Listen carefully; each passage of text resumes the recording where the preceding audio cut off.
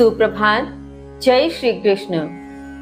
श्री कृष्ण ने समझाया कि अपने कर्म रूपी धर्म का पालन करते समय यदि कोई त्रुटि भी हो रही हो तो वह अधिक श्रेयस्कर है उससे कि हम उससे डरकर किसी दूसरे धर्म का पालन करने लगे, किसी दूसरे के कर्म को अपना लें और उसका भली भांति पालन करने का प्रयत्न करने लगे।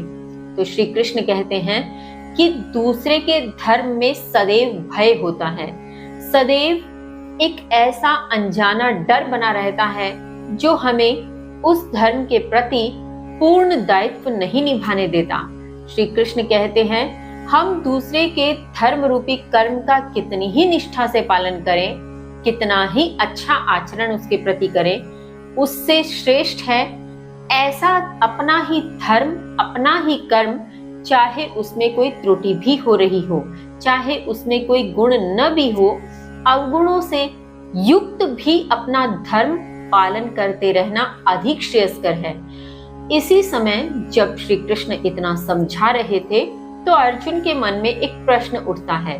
वे पूछते हैं कि हे कृष्ण, जब आप कह रहे हैं कि प्रत्येक मनुष्य अपनी प्रकृति के अनुरूप कर्म करता है, प्रत्येक मनुष्य पुनः उसी प्रकृति को प्राप्त होता है, तो फिर ऐसा क्या हो जाता है कि वो मनुष्य पाप करने लगता है? क्या उसकी प्रकृति ऐसी है? इस स्थिति में हम भी सोचें तो यह बहुत सामान्य सा प्रश्न है जो कभी भी किसी के भी मन में उठ सकता है, या यूं कहें कि बहुत बार उठा भी होगा। और हमने ये सोचा होगा कि जब श्री कृष्ण कहते हैं प्रत्येक कर्म उनकी इच्छा से होता है अथवा प्रत्येक कर्म उन्हें अर्पित करके किया जाना चाहिए, तो फिर पाप कैसे होता है? क्यों पाप करने के लिए क्या कोई बल लगाता है? क्या कोई प्रेरित करता है? यही प्रश्न अर्जुन को बहुत संशय में डाल रहा था। सो उसने पूछ लिया। इसी के उत्तर में श्री कृष्ण ने क्या कहा, आइए जानते हैं। श्लोक संख्या 37। काम एष क्रोध एष रजोगुण समुद्भव महाशनो महापाप्मा विधियेनं इह वैरिणम् विधियेनं इह वैरिणम्। श्री भगवान ने कहा, रजोगुण से उत्पन्न यह काम और क्रोध है, इसमें इसे अर्थात संसार में इसे सर्वभक्षी, महान पापी व महान शत्रु जानो। भावार्थ, यहाँ श्री कृष्ण अर्जुन के प्रश्न का उत्तर देते हुए कहते हैं कि हे अर्जुन, इस संसार में रजोगुण से उत्पन्न अर्थात प्रकृति के जो 3 गुण माने गए, रज, तम और सत, उसमें रज गुण के प्रति बात करते हुए श्री कृष्ण कहते हैं कि रजोगुण से उत्पन्न यह काम और क्रोध 2 ऐसे विषय हैं जो मनुष्य की बुद्धि का हरण कर लेते हैं। काम अर्थात विषय वासनाओं में तृप्ति, और क्रोध जो कि उस तृप्ति के न होने से उपजता है। कहने का तात्पर्य, प्रत्येक मनुष्य की इंद्रिय उसे किसी न किसी भोग की लालसा में लगाए रखती है, किसी न किसी वस्तु को अथवा किसी व्यक्ति को अथवा किसी भी अन्य भोग की तृप्ति के इच्छुक उसे लालायित करती है, और यदि वह तृप्ति नहीं होती तब उत्पन्न होता है क्रोध। और कृष्ण ने इसे सर्वभक्षी की उपमा दी। उन्होंने कहा कि ये सर्वभक्षी है। सर्वभक्षी से तात्पर्य सब कुछ भक्षण कर लेने वाला। कहने का मतलब कि यदि प्राणी की एक महत्वाकांक्षा पूर्ण होती है तो वह अन्य के प्रति लालायित हो जाता है। करते करते करते उसकी महत्वाकांक्षाएं बढ़ती ही चली जाती हैं, और ये इंद्रिय तृप्ति की जो लालसा है, भोग की जो लालसा है, ये सब कुछ खा लेती है, सब कुछ अपने अंदर समेट लेती है, तब भी इसकी भूख शांत नहीं होती। आप कितनी भी महत्वाकांक्षाओं को शांत करने का प्रयास करते जाइए, आप कितना भी कह लीजिए कि बस ये एक चीज मिल जाए, इसके बाद मैं कुछ भी लालसा नहीं रखूंगा या नहीं रखूंगी, किंतु उसके बाद होता क्या है? फिर अगली की लालसा, फिर उससे अगली, फिर उससे अगली। ये क्रम चलता जाता है जब तक हम अपनी इंद्रियों पर नियंत्रण न कर लें।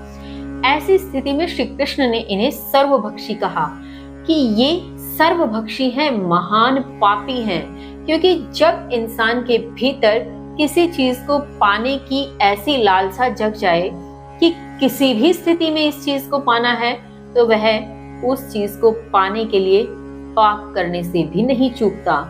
तो ये इंद्रिय भोग की लालसा, ये जो काम वासना है, ये महान पापी है।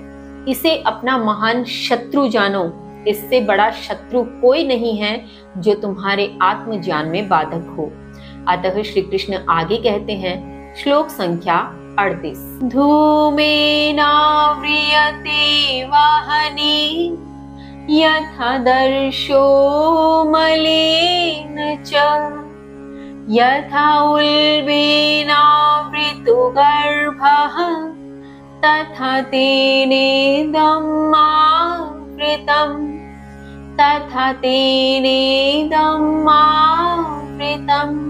श्री कृष्ण कहते हैं, जिस प्रकार अग्नि धुएं से और दर्पण धूल से ढक जाता है, जिस प्रकार भ्रूण गर्भाशय से ढका रहता है, उसी प्रकार यह ज्ञान काम अर्थात विषय वासनाओं द्वारा ढका रहता है।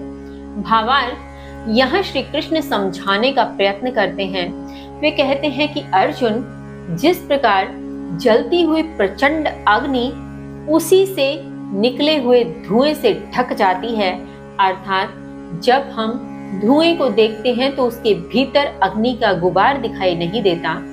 जिस प्रकार कभी दर्पण पर धूल आ जाए तो धूल उस दर्पण को ढक लेती है और हमें अपना आवरण उसमें स्पष्ट दिखलाई नहीं देता, जिस प्रकार प्रत्येक भ्रूण गर्भाशय से ढका रहता है, प्रत्येक भ्रूण के ऊपर गर्भाशय का एक आवरण होता है, उसी प्रकार ज्ञान को काम वासनाएं घेर लेती हैं।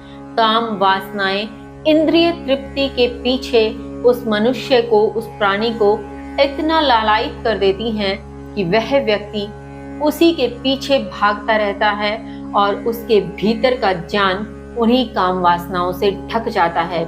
श्री कृष्ण यहाँ ये भी संकेत दे रहे हैं कि ज्ञान प्रत्येक मनुष्य के भीतर है, बाहर कहीं ज्ञान नहीं है। प्रत्येक मनुष्य के भीतर वह ज्ञान स्थित है जिसके माध्यम से वह मोक्ष को प्राप्त हो सकता है, जिसके माध्यम से वह कर्म बंधन से छूट सकता है, जिसके माध्यम से वह किसी भी असंभव कार्य को कर सकता है। किंतु उसका यह स्वयं का ही ज्ञान इन्हीं विषय वासनाओं से ढका रहता है, जिसके कारण वह अपने ही भीतर के ज्ञान को देख नहीं पाता। इसीलिए जितने भी महापुरुष हुए अथवा जितने भी महापुरुष और संत आज के समय में भी हैं, प्रत्येक यही कहते हैं कि अपने भीतर का ज्ञान प्रज्वलित करो, अपने भीतर जाओ, अपने भीतर को जानो, स्व को जानो। सब प्रकाश आपके भीतर है। बुद्ध ने भी कहा था, अपह दीपो भव, अर्थात अपने प्रकाश स्वयं बनो। आपके भीतर वह ज्ञान निहित है जिस ज्ञान को हम बाहर ढूंढते फिर रहे हैं, जिस ज्ञान को पाने के लिए हम न जाने कितने प्रयास करते हैं। वह ज्ञान और कहीं नहीं है, बाहर नहीं है, हमारे ही भीतर है। इसी क्रम में श्री कृष्ण आगे क्या समझाते हैं जानेंगे कल। तब तक के लिए जय श्री कृष्ण।